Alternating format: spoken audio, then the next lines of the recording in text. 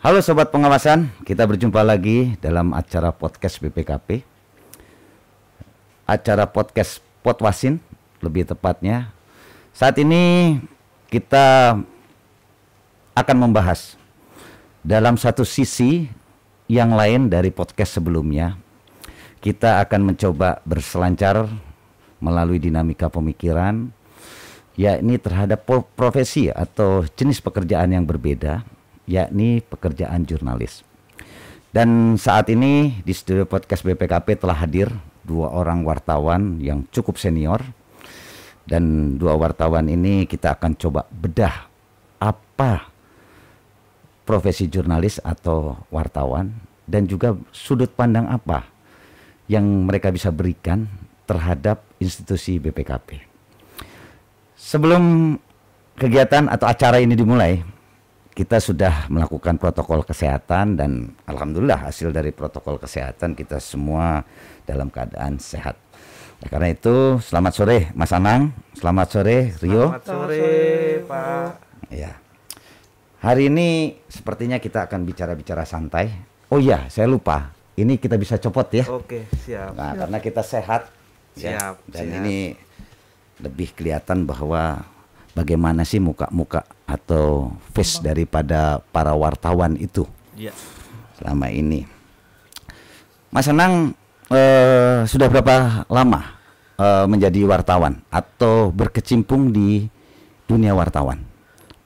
Untuk di dunia wartawan saya sejak 98. Jadi mungkin teman-teman masih kuliah saya sudah berkecimpung di wartawan. Kemudian untuk khusus di news sendiri karena sebelumnya saya di wartawan olahraga. Oh, Pernah di bola, go di Biro, kemudian yang terakhir hingga saat ini di MNC Iya. Trijaya.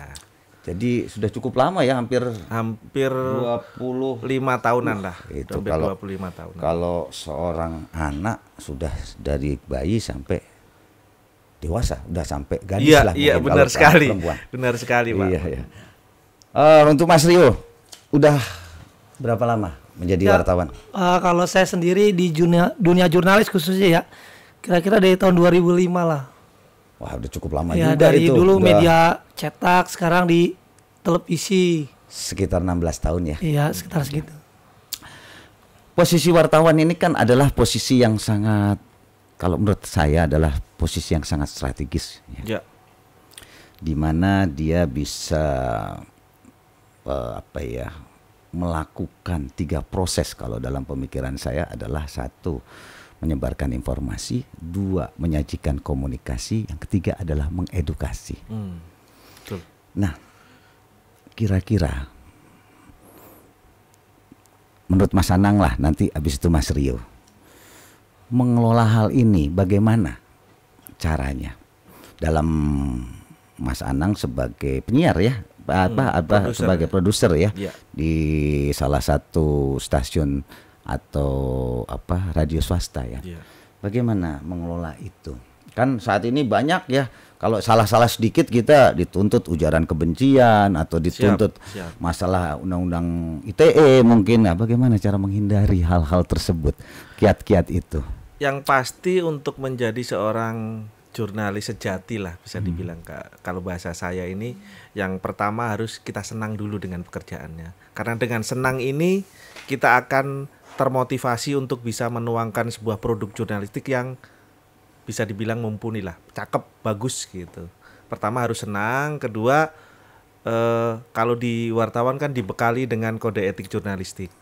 Jadi mereka yang berkecimpung di profesi jurnalistik harus mengerti dengan itu karena di situ dijelaskan atau dikasih rambu-rambu lah. Mana yang bisa ditulis, mana yang nggak bisa ditulis, kemudian mana yang harus dituangkan sebagai produk jurnalistik. Dan ketiga tadi, jika ada semacam tuntutan atau itu ada jalurnya. Di Undang-Undang Pers juga dijelaskan bahwa seorang wartawan dilindungi dengan Undang-Undang Pers ketika ada lembaga atau institusi yang tidak berkenan dengan pemberitaan, ada hak jawab, kemudian ada Dewan Pers yang membuat mereka jadi sama-sama enak lah. Yang pasti bukan hukum. Iya. yang dikedepankan. Jadi yang pertama adalah kita bagaimana menyenangi pekerjaan. Ya, ya atau itu pasti. profesi yang kita miliki. Karena kalau menurut saya Pak Eri, apapun pekerjaannya bukan jurnalistik aja, kalau diawali dengan senang, orang boleh jago nulis, orang bisa nulis. Tidak semua orang yang jago nulis itu menyenangi dengan tulisannya atau dengan pekerjaannya. Karena kalau dia sudah senang, apapun yang dilakukan adalah gampang gitu. Ya berarti dari rasa senang, patuh terhadap ketentuan, itulah kata kuncinya ya sebagai seorang wartawan. Iya. Oke, kita beralih ke Mas Rio. Anda atau Mas Rio adalah seorang wartawan televisi ya? Iya betul. Berarti mengambil mengambil gambar, ya angle dan lain sebagainya itu tentu harus ada cara-cara tersendiri ya. Mungkin nggak sembarang ya ngambil itu. Dan bagaimana itu bisa menyajikannya sebagai satu berita yang menarik atau satu video yang menarik sehingga banyak ditonton. Ya biasanya kalau kita di lapangan ya kan kebetulan saya juga di bidangnya kriminal peristiwa. Biasanya kita kalau mengambil angle-angle itu angle yang paling banyak ditonton sama masyarakat. Misalnya kan kalau kayak kebakaran atau pembunuhan, dan kita juga harus menjaga kode etik ya. Kalau pembunuhan kita tidak boleh ngambil wajah atau apa gitu. Kita harus ngambil ada angle-angle tertentu misalnya kayak kaki terus atau enggak misalnya tanda-tanda khusus dari mereka itu yang bisa kita ambil. Jadi kita mengedukasi juga biar enggak sembarangan Mas ini. Kadang ada yang boleh diambil, ada yang boleh enggak. Dan ada yang bisa pasti itu disensor, indikator kita disensor. Ya kan seperti itu. Disensor. Misalnya kita ngambil sembarang ada model pembunuhan kita ambil gambar orang lagi berdarah itu nggak bisa, percuma. Jadi kita ada kode etiknya terus kita ambil yang bagian kaki ada tanda-tanda fisik dari orang itu yang bisa nanti ada yang mengenali, pemirsa yang mengenali dari korban ini gitu. Jadi itu mendidik juga, memberitahukan, menginformasikan kepada masyarakat. Oh ini sini gitu. Berarti sama juga ya, ada kode etik Ada tersendiri, ada teknik sendiri ya Mas Anang, Mas Rio ya. Semua jurnalis punya kode etik. Jadi kalau dia nggak punya kode etik itu ya seperti yang dibilang citizen jurnalis, ya mereka asal ngirim-ngirim aja. Padahal itu kan cuma citizen jurnalis itu cuma sebutan doang. Gitu. Ya artinya semuanya terkukung atau terlindungi, terproteksi oleh kode etik atau peraturan. Betul. Nah untuk Mas Anang ini, kan tadi saya lihat hampir 25 tahun ya jadi wartawan. Iya. Pertanyaan saya mudah nih Mas Anang sekarang. Nggak capek, nggak pengen ganti profesi? Saya waktu itu pernah berpikiran pengen ganti profesi. Kenapa kok pengen ganti profesi? Saya sudah waktu itu 5 tahun Pak. Jadi ketika di bola, go libero. Kemudian ketika pulang kerja, karena kerja saya waktu di olahraga itu siang jadi malam, malam jadi siang. Orang berangkat kerja, saya pulang kerja, orang pulang kerja, saya berangkat kerja. Kemudian dalam perjalanan saya melihat orang, kok enak ya Sabtu Minggu libur. Berangkatnya jam 8, pulangnya jam 5, enak banget ya. Saya kemudian pindah ke suatu perusahaan swasta yang sekarang masih eksis gitu. Gak saya sebutkan lah. Saya nyobain 1 tahun Pak. Nggak betah ya itu ya? 1 tahun persis seperti 10 tahun. Karena memang bukan dunia kita. Karena bukan fashion kita gitu lah. Karena orang lapangan, meskipun waktu itu perusahaannya di lapangan juga, business development saya. Ketika ada membuka sesuatu kita di situ gitu. Nah, yang jadi kita nggak betah karena 10 menit saya kerjakan selesai itu kerjaan. Lainnya nongkrong, ngobrol gitu. Dan yang kedua nggak senang. Ya tadi seperti yang saya bilang, kesenangan itu faktor utama ketika kita menggeluti sesuatu. Apapun itu namanya. Karena kalau dengan senang kita akan terobsesi untuk membuat suatu hal yang bagus lah, produk yang bagus. Itu aja sih. Ya, saya pikir juga sama Mas Anang bahwa setiap manusia itu punya passion. Passion itu akan lari kepada tingkat derajat bahwa dia akan senang atau tidak senang. Pada saat dia senang, dia akan merasa nyaman. Betul, nyaman, dia akan aman. Nah, saya mau bicara tentang aman ini, Pak Mas Rio. Ya, aman. Selama profesi sebagai wartawan, pernah nggak Anda diintimidasi atau diancam gitu oleh pihak lain? jangan lu naikin berita ini atau bagaimana lah, saya nggak tahu ya. Nah ini pernah nggak? Oh, kalau kita sebagai jurnalis ya pernah lah kalau kayak gitu kan. Bisa cerita sedikit lah kalau Ya. ini kan bagaimana pada saat itu dramanya atau dramatisnya pada saat itu. Kayak lagi tuh liputan ini ya, kita lagi tuh liputan apa jatuh di daerah itu kan. Kita dituntut oleh kantor, kita harus ngambil gambar yang terbaik. Ternyata kita di lapangan itu nggak segampang itu gitu kan. Bisa diintimidasi sama kan. Seperti itu. Itu sebenarnya punya kepentingan pasti, sendiri. Tapi ya, tapi selain itu, umpamanya keluarga. Oh, warga ada juga ya kan? Keluarga. Oh, keluarga. Kalau selama ini keluarga saya belum pernah ada yang diintimidasi. Atau keluarganya memang disembunyiin, biar aman gitu. Ya, profesi. sama ini saya juga kagak pernah pasang-pasang di medsos atau di WhatsApp. Itu salah satu strateginya ya. Biar jadi nggak ketahuan gitu. Iya. Oke, Mas Anang, Mas Rio, tentunya sebagai wartawan pasti punya pengalaman menarik atau yang tidak dilupakan dalam tugas-tugas jurnalistik atau yang berkaitan dengan tugas jurnalistik ini. Iya. Nah, saya mulai dari Mas Anang lah. Apa sih yang pernah dialami dalam tugas kewartawanan atau tugas jurnalistik yang pernah Mas Anang? Ini udah 25 tahun loh Mas Anang kerja di dunia kewartawanan ini. Iya Pak Eri. Mungkin saya sedikit cerita ketika saya liputan di daerah konflik di Indonesia lah, salah satu daerah konflik tahun kalau nggak salah 2004 itu Pak. Jadi waktu itu saya ditugaskan untuk meliput. Kemudian waktu masih berangkat saja sudah kita spot jantung gitu. Kita deg-degan antara hidup dan mati ketika itu waktu itu. Kenapa? Karena ada yang waktu itu belum ada WA dan BB itu, masih ada SMS yang handphonenya masih poliponik gitu. Di SMS muncul tit waktu mau naik pesawat, tulisannya kalau Anda pingin meliput di sini, beri kita beritanya harus berimbang gitu. Cover website lah nyebutnya dia gitu. Waduh, siapa ini yang SMS saya gitu.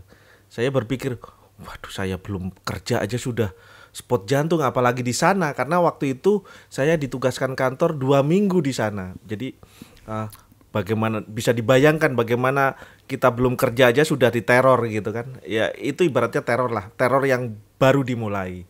Kemudian saya jawab, kalau pingin berita yang berimbang, kasih kesempatan saya untuk wawancara. Nah, beberapa hari kemudian saya di SMS lagi untuk janjian suatu tempat itu.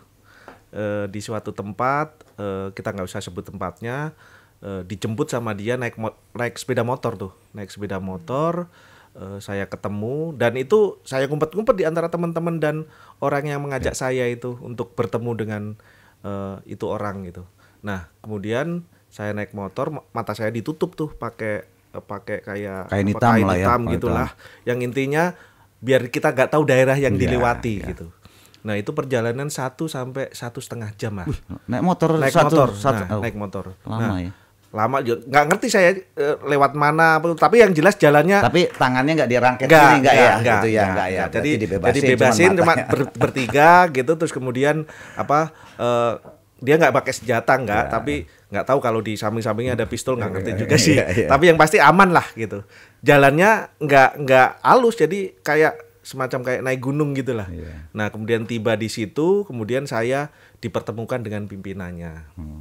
Ya, dan ketika saya turun itu makin jadi itu ketakutan kita, karena di kanan kiri ada orang pakai senjata gitu, di atas pohon, terus di pintu masuk segala macam, ya serem gitulah bayangan kita. Terus ternyata kita wawancara selesai, sambutannya luar biasa, semacam kayak bagaimana sih orang kota kemudian di desa disambut sama orang terpandang gitulah di situ, yang kita bayangannya takut gitu, tapi ternyata selesai. Gitu. Tapi akhirnya waktu itu Mas Anang bikin beritanya yang berimbang. Iya, berimbang. Jadi ya. Berarti equal ya. Ada ketika dia semacam ada Ada nggak penyerbuan. permintaan lain selain itu pada saat itu? Tidak. Itu aja. Dia hanya cuma pingin minta berita. seperti apa adanya, seperti fakta yang ada di lapangan. Nah, setelah itu ada apa ya? Ada hal yang menarik lagi nggak setelah Yang menarik pasca itu ya, setelah peristiwa kita itu? wawancara, pulang ditutup, kemudian selesai kan.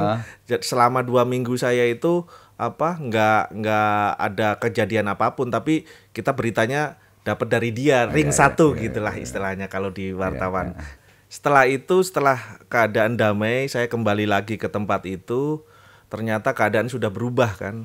Yang dulu kita wawancarai sebagai seorang yang ditakuti gitu, kemudian menjadi seorang pejabat. Nah, ketika saya kembali lagi ke sana kan keadaannya sudah damai gitu, udah aman gitu, jadi seorang pejabat. Kemudian diperkenalkanlah wartawan itu ke dia satu persatu. Ketika anak-anak disebut, biasa saja. Ketika saya disebut, dia langsung memeluk saya. Itu yang membuat saya terharu gitulah.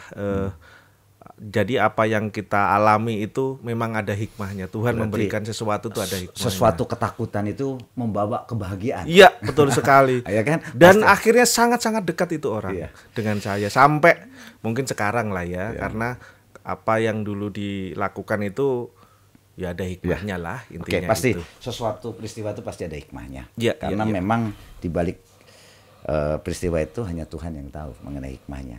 Persahabatan itu bisa didapat dari suatu pertemuan. Pertemuan itu bisa didapat dari suatu hal yang tidak sengaja ataupun hal yang tidak mengenakan. Iya, benar sekali. Oke, Mas Rio, ada punya pengalaman yang seperti Mas Anang atau lebih seru, lebih dramatis? Lebih serem nih kayaknya. Nah, kayaknya lebih serem ini kalau ngelihat gaya anak mudanya.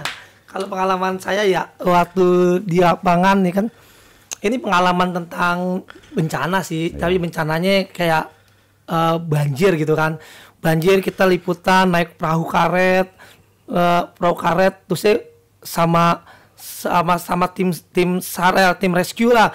Tiba-tiba tuh perahu karetnya yang kita naikin ini, kita lagi ngambil gambar enak-enak, tiba-tiba tuh perahu karetnya kenapa? Kebalik. Bukan, kena seng, bocor. Wah, jantung saya udah dak-dik ya, mana nggak bisa antara tenggelam sama enggak ya? Antara tenggelam sama enggak. Masalahnya kita nggak lupa pakai pelampung. Berapa meter itu? Itu 7 meter, itu 7 meter di sungai ya, di sungai. Di dalamnya kita nggak tahu berapa, dan juga saya tuh nggak bisa berenang gitu kan.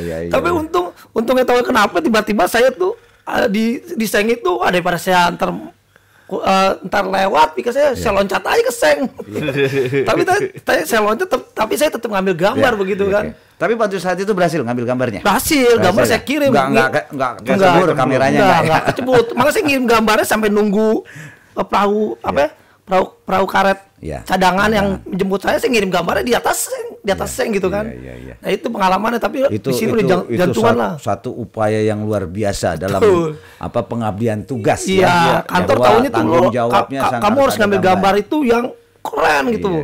Tapi dia nggak tahu di balik layar itu kita ada apa gitu. Cerita nggak sama produsernya atau sama? Ya, kita cerita, mereka malah ketawa ya kan. Yang penting selamat ya kan, ya udah ya. Biasa kalau di jurnalistik emang begitulah. Resiko sebuah profesi. Iya, semua profesi pasti Mas Anang, Mas Rio pasti ada resiko. Betul. Tapi bagaimana kita menjalani, menghindari dan mengatasi resiko itu adalah salah satu cara. Iya, betul. Oke, Mas Anang, Mas Rio, sebelum kita lanjutkan kepada session berikutnya, kita break dulu. Silakan diminum kopi atau air putih. Oke, kita lanjut Sobat Pengawasan, diskusi atau bincang santai dengan 2 orang narasumber. Sekarang yang biasanya mereka mengajak kita selaku pewawancara, sekarang mereka diwawancara. Jadi ini tapi bukan hukum karma. Mas Anang, Mas Rio. Iya. Sekarang kan kami ingin menanya kepada jauh yang lebih dalam. Mas Anang, Mas Rio, mungkin selama berapa lama ini, atau ya hampir 1 tahun 2 tahun ini, saya sering lihat mondar-mandir atau ada di lingkungan instansi BPKP. Entah itu dalam peliputan, entah itu dalam wawancara, entah itu dalam kegiatan press release atau press conference. Saya ingin dapat dong gambarannya. Apa sih perspektif ataupun gambaran Mas Anang sebelum saat ini dan harapannya, solusinya tentang institusi BPKP ini? Ya, terima kasih Pak Eri. Sebelumnya saya nggak ngerti itu BPKP. Masuk nggak ngerti? Sebelumnya, jadi bukan nggak ngerti apa, kurang paham banget lah tentang BPKP. Ya. Jadi ini bercandanya awalnya begitu, ya, awalnya itu kenapa saya tertantang atau pingin liputan atau mengelaborasi apa sih BPKP itu, awalnya ketika ada pelantikan di istana. Saya sempat cerita ke teman-teman waktu itu Presiden Jokowi melantik kepala BPIP dan kepala BPKP. Kemudian setelah pelantikan biasa tuh mereka keluar kan dari pelantikan, diwawancarai oleh teman-teman wartawan. Nah, kedua pejabat ini jalan bareng, kemudian yang dikerubuti oleh wartawan untuk wawancara ini kepala BPIP. Nah, waktu itu memang momennya lagi rame-rame soal Pancasila dan kawan-kawan lah. Nah, kemudian kepala BPKP kan jalan sendiri. Kemudian suatu saat kita diundanglah ke sini untuk pingin mengetahui perspektif wartawan apa sih BPKP. Saya jawab, saya itu nggak ngerti BPKP. Kalau sekarang ngerti nggak? Sekarang paham. Dengan kepala yang baru ini, memang apapun kebijakannya itu tergantung kepala. Tapi kalau sekarang saya sudah mulai paham, meskipun belum yang paham Mas Anang pahami setelah paham apa tentang BPKP? BPKP itu sebenarnya otaknya negara ini, karena dia yang mengaudit keuangan pembangunan di negara ini. Sama-sama Presiden ngomong bahwa apalagi di masa pandemi ini, otaknya bagus tidaknya anggaran pandemi ini di BPKP. Makanya kita baru ternyata lembaga ini luar biasa kewenangannya, dan memang harus kita pahami benar itu. Yang selama ini kita nggak ngerti apa-apa, yang selama ini kita hanya kenalnya lembaga yang lain, justru inilah lembaga yang harus kita dekati sebenarnya, yang harus kita kulik apa sih isinya gitu. Dan luar biasa setelah tahu, meskipun belum tahu seluruhnya kita, karena butuh proses untuk membuka itu. Dan kalau menurut saya yang bisa dibuka oleh BPKP ya yang bisa dibuka gitu. Jangan yang, karena ini auditor pemeriksaan, ketika dibuka kasusnya masih berjalan bahaya juga sih gitu. Ya, sebenarnya kami itu ruang lingkup pengawasan sangat luas.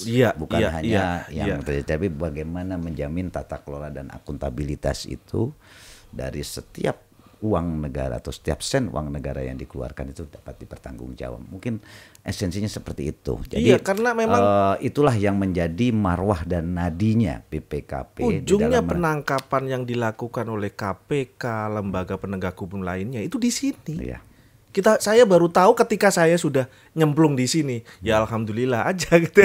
Ketika saya masuk ternyata inilah yang luar biasa yang harus kita dekati gitulah istilah. Ya, memang kami berusaha untuk bagaimana menjaga keuangan negara itu dalam sisi akuntabilitas. Sebenarnya dulu sama sih sebenarnya Pak ya. Sebenarnya mungkin nih persepsi saya. Sebenarnya dulu sama kayak begini juga, cuma memang lembaga ini belum membuka diri kepada teman-teman. Oke, mengenai lembaga yang membuka diri, saya mau tanya ke Mas Rio nih.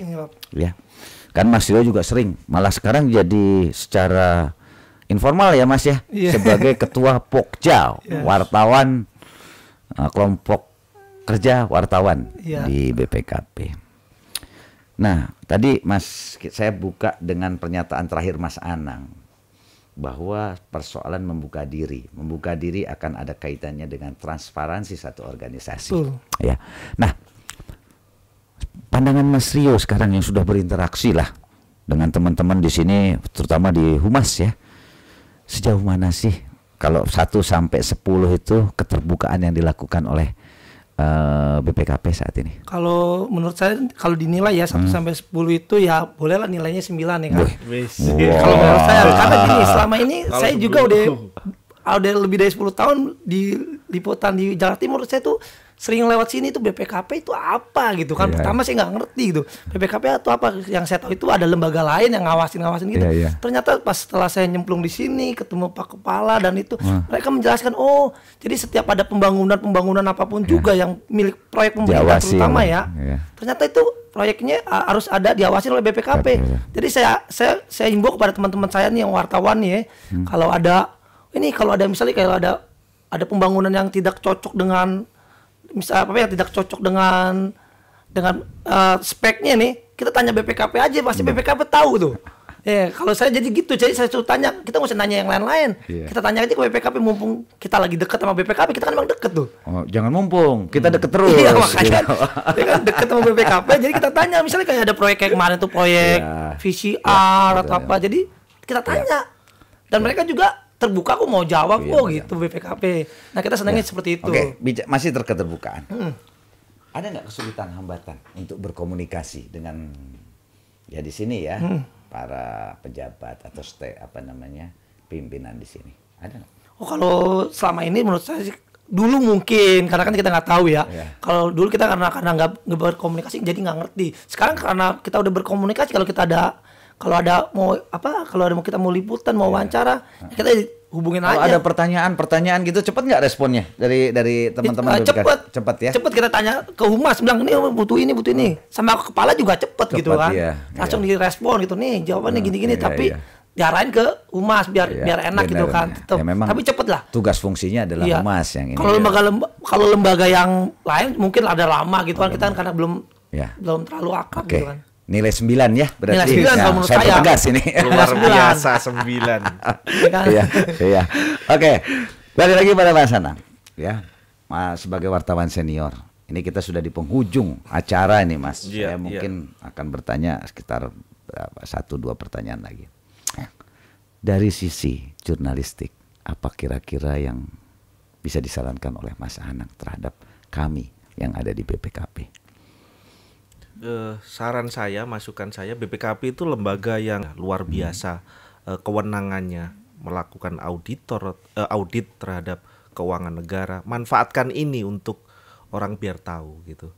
Karena seperti yang saya bilang tadi, ujungnya penegakan hukum itu adalah di BPKP. Terus yang kedua, saran saya memang sebagai seorang auditor atau yang mengaudit keuangan negara ada yang bisa dibuka kepada masyarakat khususnya pers, ada yang tidak. Nah, kalau saran saya ya dikasih rambu-rambu yang nggak ini masih dalam pemeriksaan, ini sudah selesai, oh ini sudah bisa dilarikan atau istilah hukumnya P21 gitu. Nah, biar kami juga tak bisa memberitakan itu karena kan bahaya juga ketika itu dibuka kemudian masyarakat belum boleh tahu gitu. Kami memang tidak semua dari tugas pengawasan itu bisa kami konsumsi kepada publik karena ada berbagai kode etik sebetulnya di dalam rangka pengawasan ini. Ya memang ada berita yang memang kami rilis, tapi angle-anglenya saja hasilnya ya itu sebagian daripada strategi kami. Terima kasih banyak ini saran dan masukannya. Karena Pak Eri di masa pandemi inilah BPKP eksis banget kan. Sebenarnya dari dulu juga sudah eksis. Iya, maksudnya lebih ketahuan gitu kan. Misalnya soal PCR itu BPKP ternyata yang ini. Kemudian vaksin BPKP yang menilainya. Itu luar biasa sebenarnya. Gitu. Oke. Mas Rio, masukannya terutama mungkin karena Anda yang paling banyak berinteraksi dengan teman-teman di BPKP ini. Kalau Mas Anang ini sekali-sekali aja dia. Kalau ada yang berita, Anda yang di Jakarta Timur juga sekarang ada yang kira-kira apa saran masukannya bagi kami di BPKP ini terutama dalam hal mungkin publikasi atau branding. Tapi sebelumnya saya tanya dulu, kemarin ikut survei reputasi nggak? Ikut saya dapat malah. Dapat apa? Hadiah? Dapat hadiah. Gitu. Gua kagak. Saya dapat hadiah. Dapat ikut survei tapi nggak dapat hadiah. Berarti Anda belum beruntung. Kalau saya beruntung dapat. Oke, kalau saran saya buat BPKP nih ya, lebih banyak itu kayak publikasi gitu. Jadi publikasi misalnya kalau ada kayak kasus-kasus yang lagi ngehit tuh, tapi berhubungan dengan pemerintah, proyek-proyek BPKP kita harapkan tuh menonjol gitu. Ya. Kasih informasi kepada masyarakat, oh ini gini Yang terdepan lah ya. Yang terdepan lah. Jadi orang tahu, jadi wah ya ini kok BPKP gitu. Iya. Jadi biar masyarakat kayak di belakang-belakang rumah tahu itu BPKP itu apa, ini apa gitu Ya, kan. sambil mengenalkan lebih Betul. jauh BPKP. Iya, Tapi tentunya kami juga tadi kami sampaikan bahwa tidak semua kami dapat Betul, lakukan betul. itu. Ya ini mungkin ke depan nanti juga ini apa ya, kita akan carikan strategi daripada komunikasi dengan teman-teman. Jadi apa yang diinginkan berita oleh teman-teman wartawan itu bisa kami berikan, tapi kami juga tidak dianggap sebagai melanggar kode etik daripada Siap, tugas karena pengawas. prinsipnya tak kenal maka tak sayang, Ya. itulah. Ya. Sebenarnya kalau kita sudah tahu pasti kita akan memberitahu gitu. Oke, Mas Anang, Mas Rio, terima kasih banyak atas diskusinya Siap. pada hari ini dan telah mengisi acara podcast Potwasin. Dan sekali lagi saya apresiasi kepada Anda berdua. Terus kita jalin tingkat kerjasama ke depannya. Nah, ini kita sudah di akhir tahun 2021, nanti di 2022 masih banyak tantangan dan pekerjaan yang kita bisa kita lakukan bersama. Semoga menjadi mitra Ya. yang baik. Oke. Terima kasih. Terima kasih sekali lagi kehadirannya. Oke Sobat Pengawasan, itulah akhir daripada bincang-bincang atau diskusi saya dengan dua jurnalis ya yang sudah sangat senior. Kalau kata saya, satu orang tadi sudah 25 tahun di dalam profesinya, satu 15 tahun. Tentunya semua apa yang kami diskusikan di sini adalah merupakan pembelajaran bagi kita semua, terutama bagi saya nih hostnya, karena saya juga akan mengambil titik pembelajaran dari obrolan kita ini. Dan kita akan berjumpa lagi pada acara podcast BPKP Sobat Pengawasan pada season berikutnya. Salam sehat Sobat Pengawasan, sehat selalu. Sehat selalu.